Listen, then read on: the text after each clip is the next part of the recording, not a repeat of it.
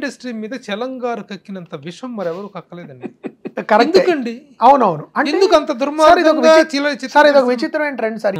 Magnifying glass తో నేను private గా నా జీవితంలో చూసే సన్నివేశాలు ఎంతో ధైర్యంగా కొంతమంది నటులు నటిస్తుంటారు కాబట్టి తెర మీద వాళ్ళు సిగ్గులేని వాళ్ళగా మీకు అనిపిస్తారు, ముద్దు పెట్టుకుంటారు. మన జీవితంలో నేను ముద్దు ప్రైవేట్ గా చేస్తాను కదా, అది వాళ్ళు పబ్లిక్ గా నటిస్తారు పాపం. అది మీకు ఏంటి ఎలా చేస్తారు వాళ్ళు, సిగ్గుచారం లేదా వీళ్ళని మీకు అనిపిస్తుంటుంది. కానీ చాలా గొప్ప కళ అది. దానికి చాలా ధైర్యం కావాలి, నటులు చాలా కరేజ్ ఉంటే కానీ మీరు నటులు అవ్వలేరు. మనకి బయట ఇక్కడ కూర్చొని చెప్పడం ఈజీ. చలంగారే కాదండి, ఆ టైంలో చాలా మంది సినిమా అనేది ఒక హారబుల్. ఇంకోటి నాకు గుర్తుంటే గాంధీ గారు కూడా సినిమాని విమర్శించారు, మీడియంని.